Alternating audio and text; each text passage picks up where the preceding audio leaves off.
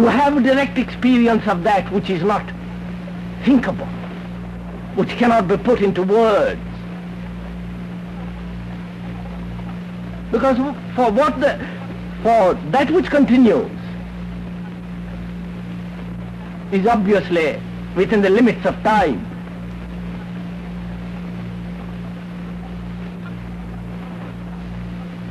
And through time, the timeless is not possible.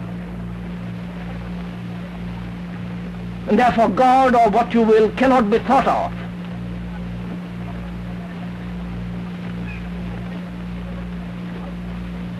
If you think of it, then it's merely an idea, a sensation. Therefore it's no longer true. Therefore it's merely an idea which has a continuance, which is inherited or conditioned. And such an idea is not eternal, immortal, timeless. If we can really feel this, see the truth of it as we discuss it, not say this is so or this is not so, I believe in immortality and you don't, I'm an agnostic and you are godly. It has all such expressions are immature, thoughtless, they have no significance.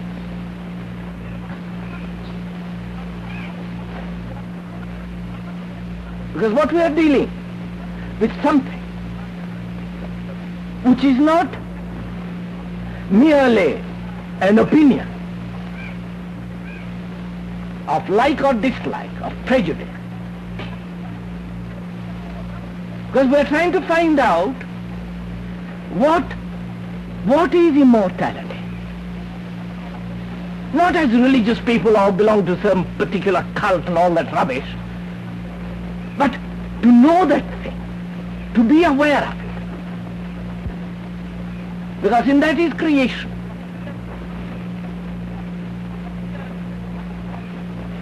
And when once there is the experiencing of that, then the whole problem of life undergoes a significant change.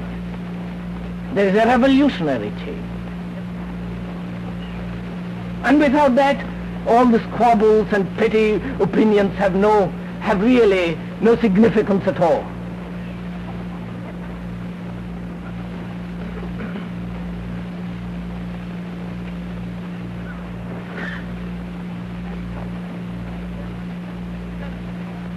So if one is aware of this total process of how ideas come into being, how action springs from ideas, and how ideas control action, and therefore limit action, depending on sensation.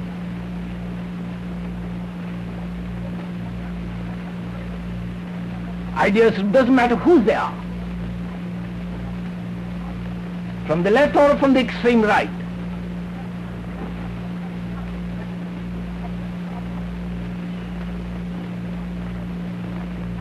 As long as we cling to ideas, then we are merely in a state in which there can be no experiencing at all. Then we are only living in the field of time as the past, which gives further sensation, or the future, which is another form of sensation. It is only when the mind is free from idea there can be experiencing. Just think it out.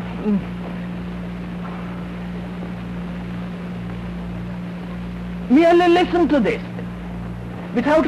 Don't reject it or accept it. Listen to it as you would listen to the wind in the tree.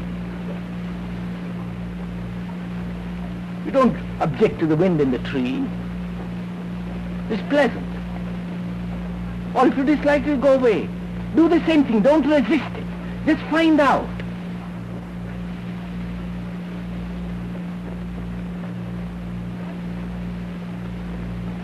Because this question of immortality, so many people have expressed their opinions. The great religious teachers and every other preacher on the corner. so many saints, so many writers either deny or assert that there is no immortality, that man is merely the outcome of environmental influences and so on, so on. So many opinions. Opinions are not truth.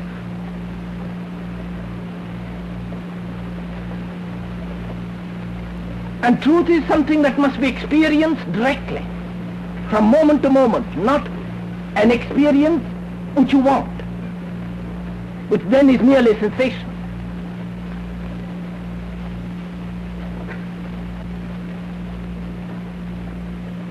And it is only when the bundle of ideas which is the me, which is the mind, which has a partial or a complete continuance, it is only when one can go beyond that. That means when thought is completely silent. Then only is there a state of experiencing.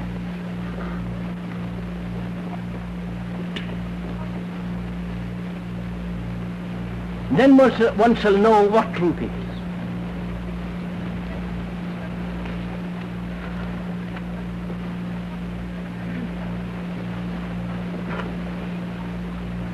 How is one to know, recognize or feel unmistakably the reality, the exact and immutable significance of an experience which is true?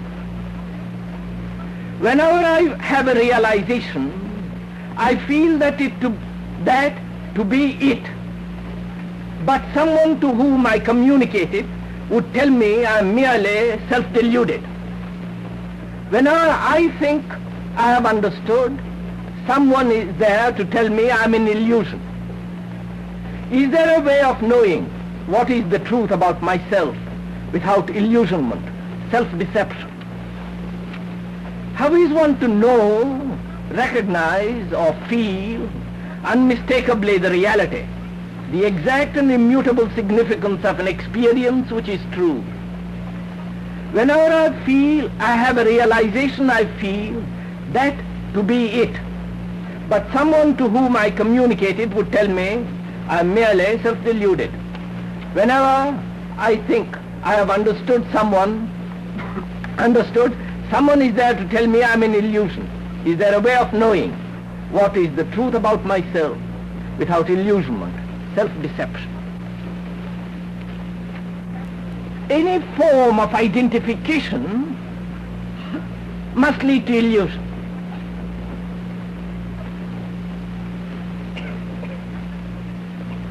There is the psychiatric illusion and the psychological illusion.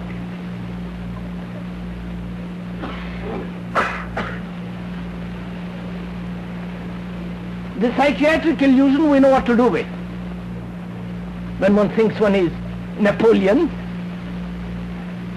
or a great saint, you know what to do. But it is the psychological identification and illusion is quite different. The political, religious person identifies himself with the country or with God. He is the country. And if he has a talent, then he is a nightmare to the rest of the world. Either pacifically or violently.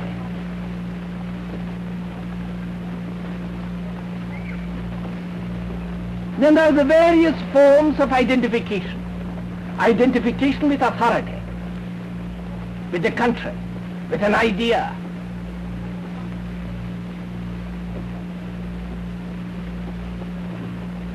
Identification with a belief which makes one do all kinds of things. With an ideology for which you are willing to sacrifice everybody and yourself and your country and everything in order to achieve what you want. the identification with an utopia, which makes you force others to a particular pattern. And then there is the identification of the actor.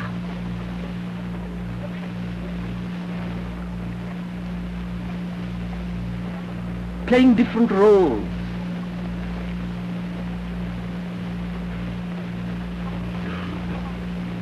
And as most of us are in that position of acting, posing, deliberately or consciously or unconsciously, our difficulty is not to identify with the country, with the politician, with the propaganda, with the belief, with the idea, with an ideology, with the leader. That's one kind of identification. Then there is the identification of with our own experience. I have had an experience, a thrilling thing. And the more I dwell on it, the more intense, the more romantic, the more sentimental, the more blurred it becomes.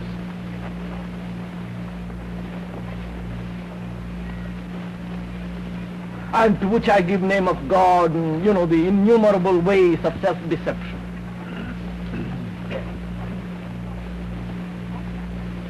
Surely, illusion arises when I cling to something. If I have an experience, and because it is over, it's finished, and if I go back to it, I'm in illusion.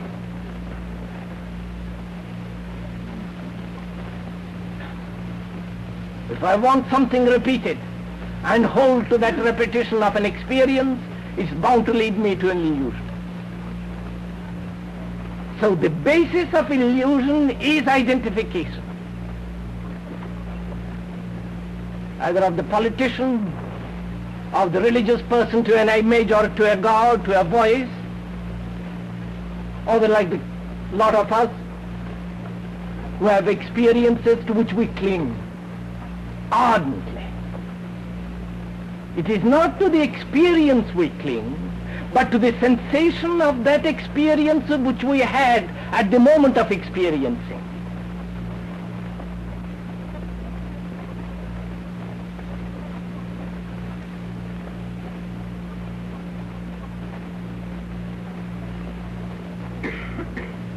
And a man who has built around himself various methods of identification and with which he is identified, he is living in illusion. A man who believes because it is a sensation, it is an idea, and clings to that, he is bound to be in illusion, in self-deception. Therefore, any experience about oneself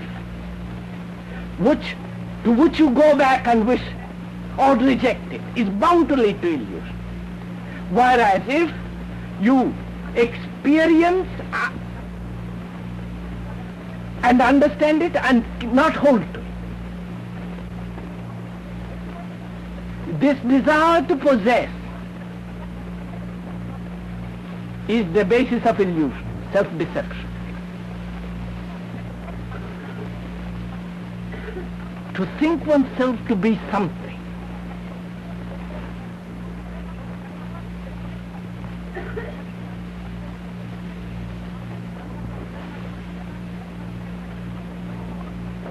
and this desire to be something must be understood in order to understand the process of illusion, self-deception. And when if I think I shall be the great teacher, great master, the Buddha, X, Y, Z, next life, or I am that now, and hold on to that, surely I must be in illusion. Because I live on a sensation which is an idea. And my mind feeds on ideas.